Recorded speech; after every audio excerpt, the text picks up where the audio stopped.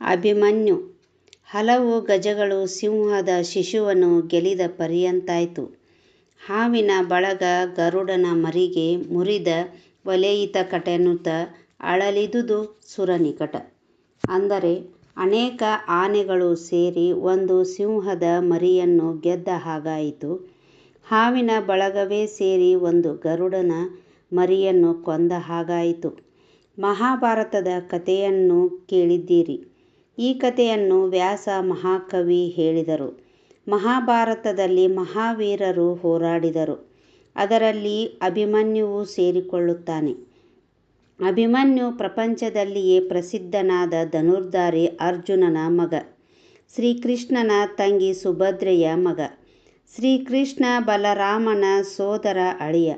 ಪಾಂಡವರು ಕೌರವರು ಪಗಡೆ ಆಟದಲ್ಲಿ ಪಾಂಡವರು ಸೋತಿದ್ದರ ಪರಿಣಾಮವಾಗಿ ಅವರು 12 ವರ್ಷ ವನವಾಸ ಮತ್ತು 1 ವರ್ಷ ಅಜ್ಞಾತವಾಸದಲ್ಲಿ ಇರಬೇಕಾದ ಪರಿಸ್ಥಿತಿ ಬಂದಿತು.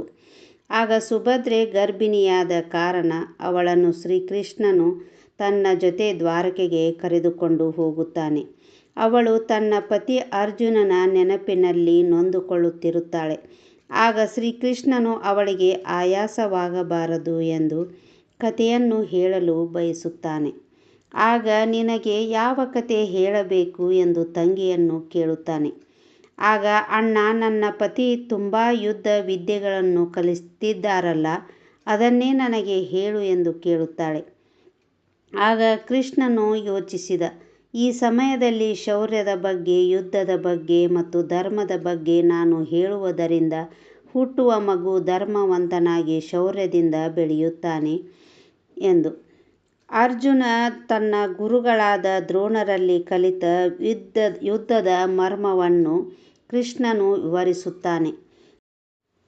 ಮಕರವ್ಯೂಹ, ಚಕ್ರವ್ಯೂಹ, ನಾನಾ ಬಗೆಯ ಶಸ್ತ್ರಾಸ್ತ್ರಗಳನ್ನು ಎದುರಿಸುವ ವೈರಿಗಳನ್ನು ಸೆದೆಬಡೆದು ಮುನ್ನುಗ್ಗುವ ಪರಿಯನ್ನು ವಿವರಿಸುತ್ತಾನೆ.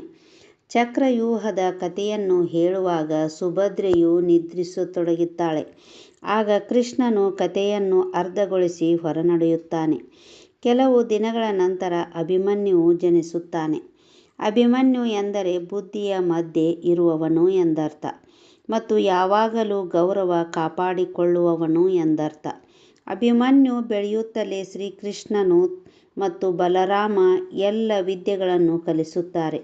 ಸುಭದ್ರೆಯ ಅಣ್ಣ ಬಲರಾಮನ ಮಗಳು ಶಶಿರೇಖೆ. ಅವಳು ಚಿಕ್ಕವಳಿರುವಾಗಲೇ ಸುಭದ್ರೆಗೆ ಅವಳನ್ನು ಅಭಿಮನ್ಯುವಿನ ಹೆಂಡತಿಯನ್ನಾಗಿ ಮಾಡಬೇಕೆನ್ನುವ ಆಸೆಯಿರುತ್ತದೆ.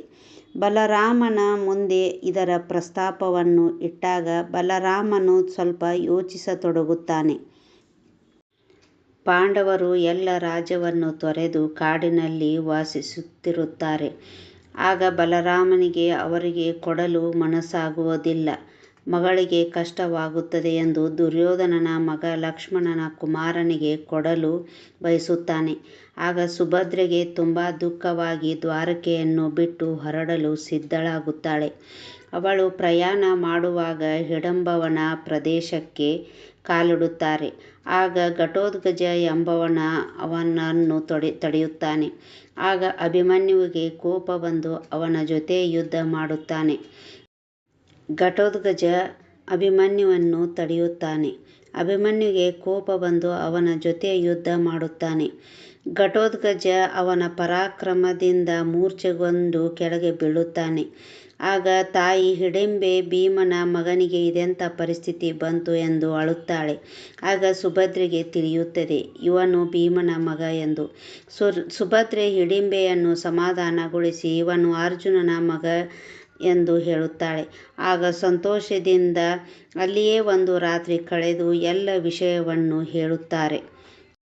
ಘಟೋತ್ಕಚ ಅವರನ್ನು ಕರೆದುಕೊಂಡು ದ್ವಾರಕೆಗೆ ಹೋಗಿ ಎಲ್ಲರ ಸಮ್ಮುಖದಲ್ಲಿ ಶಶಿರೇಖೆ ಮತ್ತು ಅಭಿಮನ್ಯುವಿನ ಜೊತೆ ಮದುವೆಯನ್ನು ಮಾಡಿಸುತ್ತಾನೆ.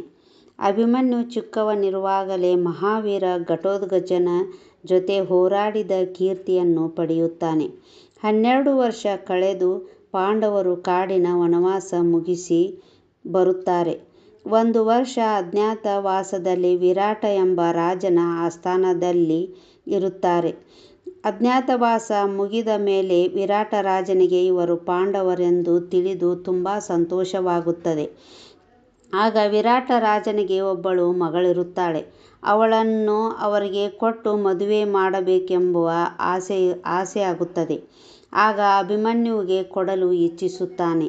ಆಗ ಉತ್ತರೆ ಅಭಿಮನ್ಯುವಿನ ಹೆಂಡತಿಯಾಗುತ್ತಾಳೆ.